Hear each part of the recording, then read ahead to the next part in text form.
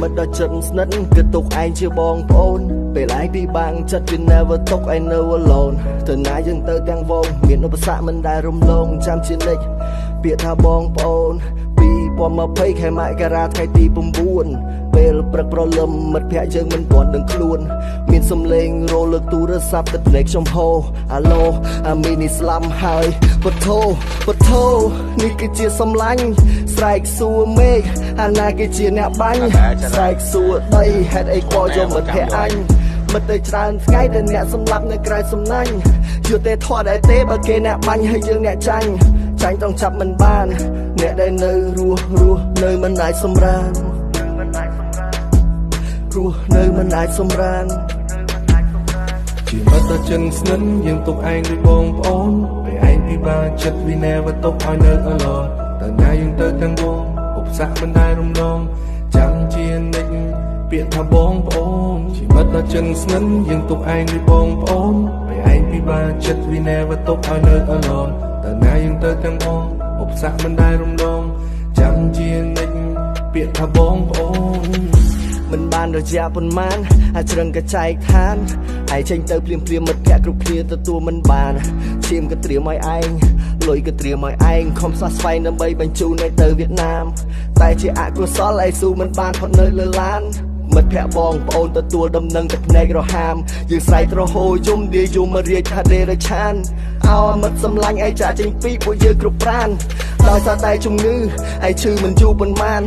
មកពីធ្វើប្រហែលគ្រាន់តែគ្រុនឈាមឲ្យឯងចែកឋាននៅវេលាចុងក្រោយជុំមុខមកជួយឲ្យអធិដ្ឋាន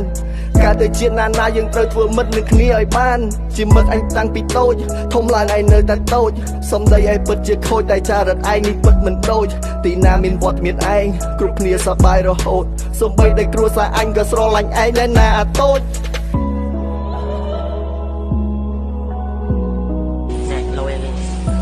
ជាតែអូនលុយហេតុអីជី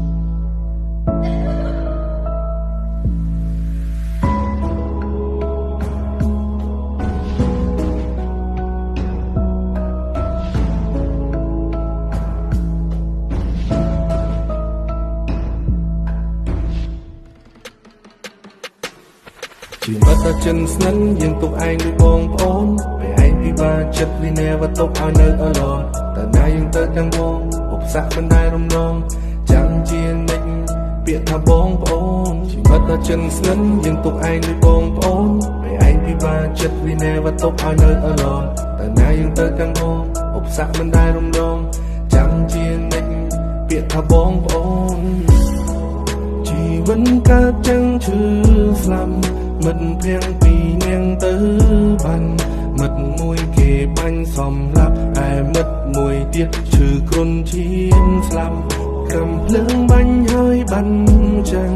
ករណីមិនទាន់ចប់នាងទៀតក៏លាចាងជីវិតមិត្តសល់តែទឹកបិចលើក្រដាំ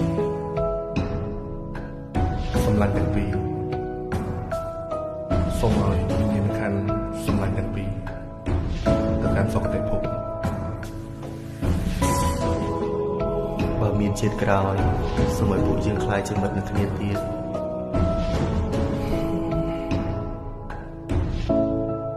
You my best friend